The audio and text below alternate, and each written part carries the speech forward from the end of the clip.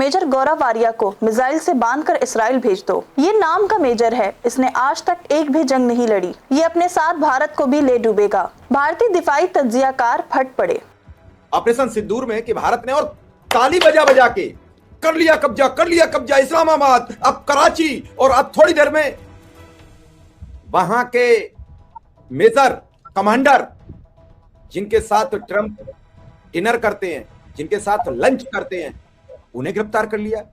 ये सब कहने वाले कौन थे? वही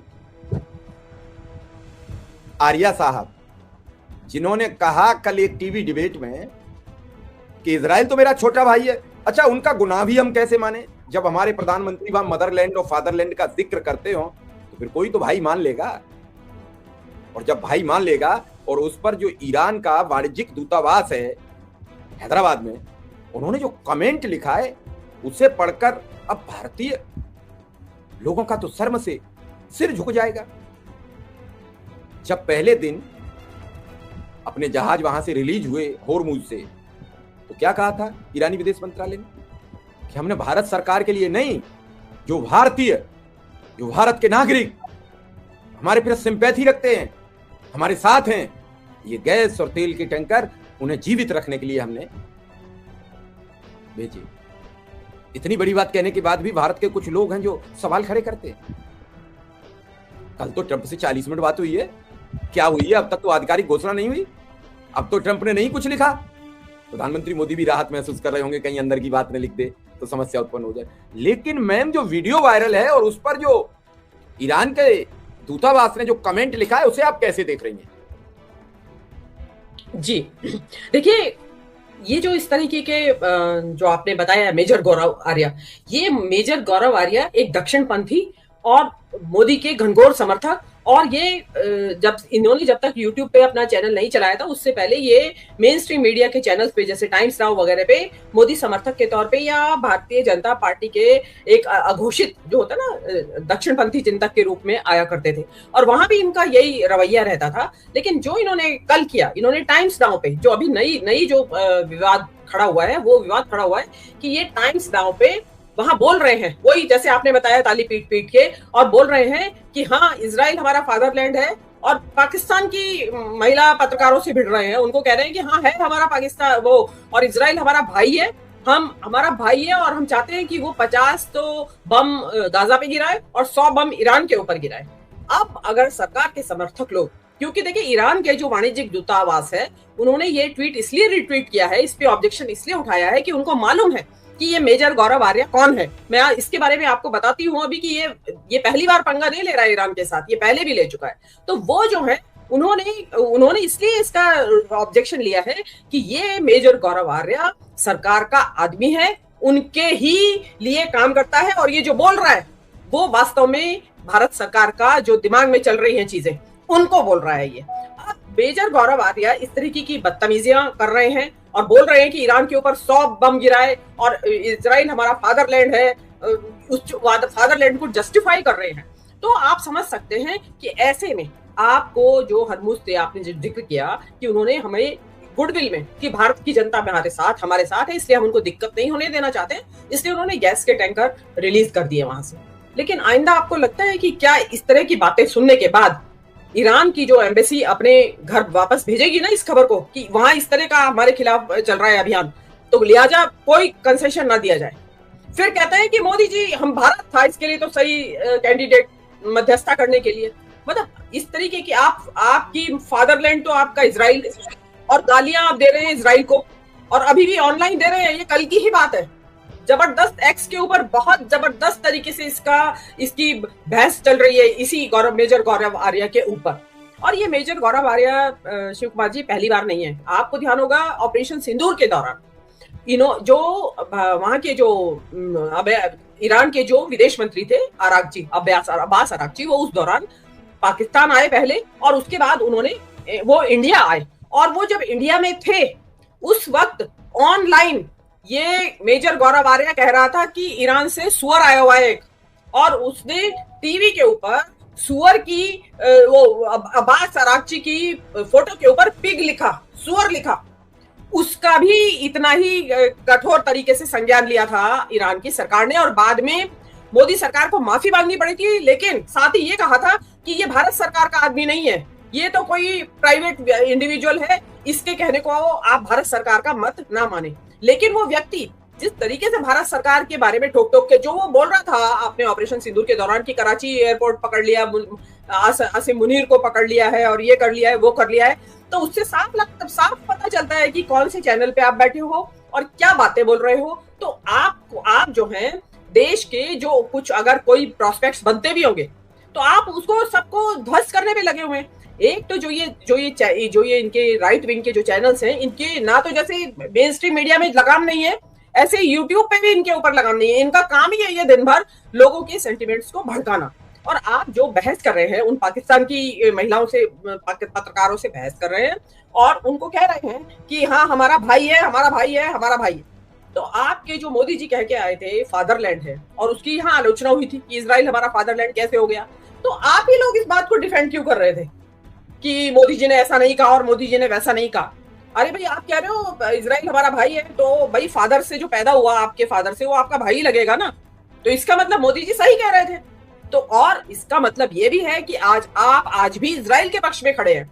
सारी दुनिया इजराइल की निंदा कर रही है, अमेरिका के अगेंस्ट है दुनिया इस टाइम। जो नाटो के देश हैं, सारा यूरोप, सारा साउथ अमेरिका, सारे लोग इजराइल के और अमेरिका के अगेंस्ट है। एक अकेला भारत है जो कि इजराइल के साथ खड़ा हुआ है आज भी। और फिर आप कह रहे हैं कि ट्रंप ने फोन किया, शायद दिल्ली में होगी सेकंड राउंड, ये बात चलाई जा रही है।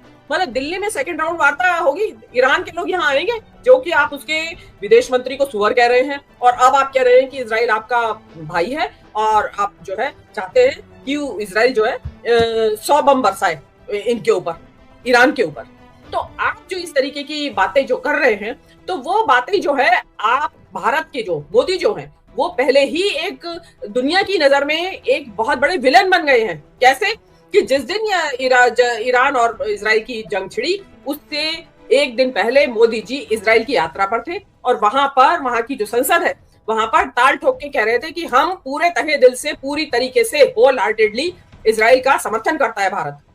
तो आप जो है आप पहले ही विलन बन चुके हैं दुनिया की नजर में कि आपको इस लड़ाई का पता था और आप इसीलिए वहां समर्थन देने गए थे इजराइल को। और उसके ऊपर से बेजार आ रहे हैं, जैसे आपने, I am sorry to use this word, छुट्टे सांड छोड़ रखे हैं, जो सामने आया उसी को सींग मारने के लिए तैयार है। तो आपको जो है इन चीजों से आप उनको एक्चुअली तो क्या है, आप अपनी जो जनता है उसको मुसलमानों के खिलाफ भड़काने के लिए इस तरीके के आपने ये छुट्टे सांड छोड़े हुए हैं और वो सींग मारते रहते हैं। उनको ये नहीं पता है कि इसका हमारी विदेश नीति पे क्या असर पड़ेगा। उनको ये सोचना चाहिए कि भारत की विदेश नीति पहले ही फेल हो चुकी है, असफल हो चुकी है। मोदी जी बिल्कुल असफल हो चुके हैं विदेश नीति और कूटनीति के फ्रंट पे।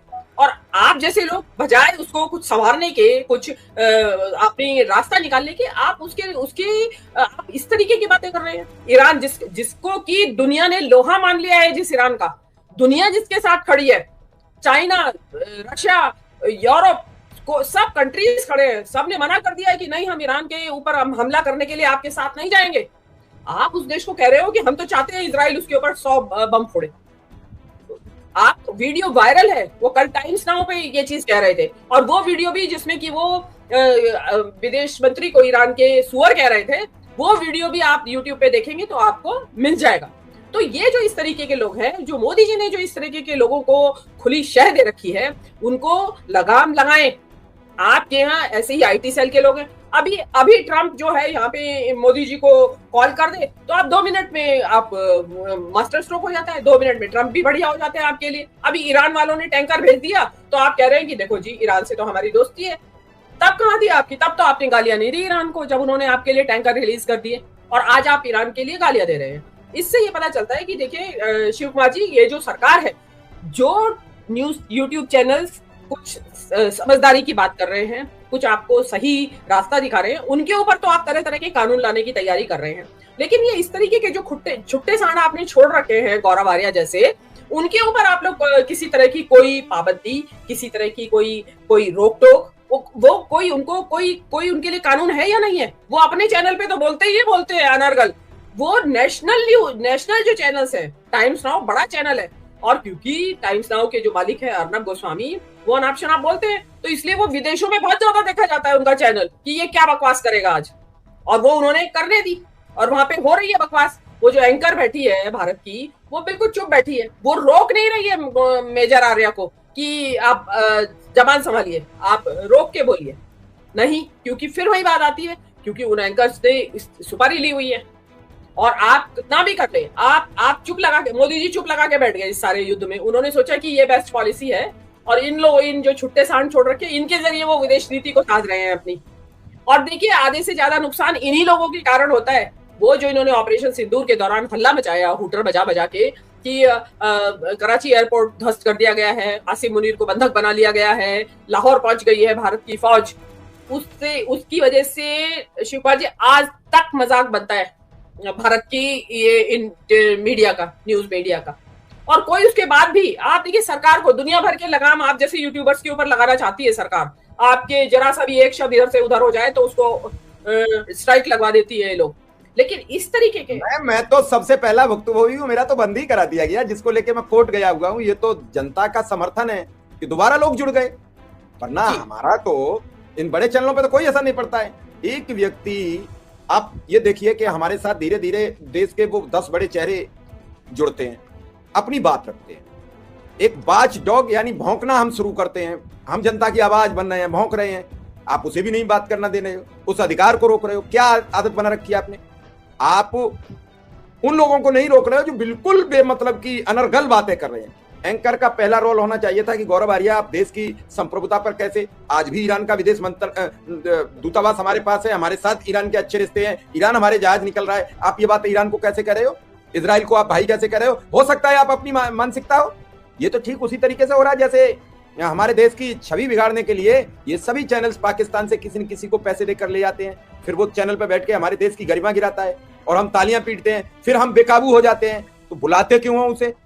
कितने भारतीयों को, कितने भारतीय पत्रकारों को पाकिस्तान की टीवी चैनल बुला के और ये बहस कराती हो और अपने देश की गरिमा गिराती हो? बताओ, बताइए हमें एक चैनल का कहीं तो क्लिप आती किसी भी चैनल पर एक बात। अरे अभी आपने क्या देखा, पाकिस्तान में पूरे विश्व की मीडिया को आमंत्रण मिला, भारत का एक व्यक्ति, एक पत्रकार बताए कि मुझे पाकिस्तान की तरफ से आमंत्रण मिला कि हमारे यहाँ आइए, आप हमारी रिपोर्टिंग कीजिए, आप हमारी कवरेज कीजिए। आखिर क्यों?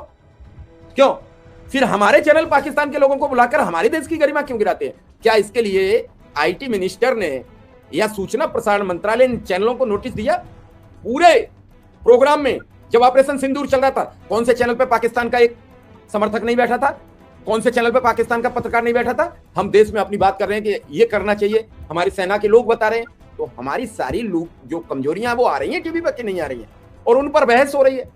यही नजर आ रही है, टीवी से निकल के लग रहा था बाहर ना आ जाए। तो नाजरीन, ये थी आज की अहम खबर। अगर आप मजीद ऐसी खबरों से बाखबर रहना चाहते हैं तो हमारे चैनल को सब्सक्राइब करें। वॉइस ऑफ नेशन की वीडियोस देखने के लिए हमारा चैनल सब्सक्राइब कीजिए और बेल के आइकॉन पर क्लिक कीजिए ताकि आप हमारी तमाम आने वाली वीडियो से बाखबर रह सकें।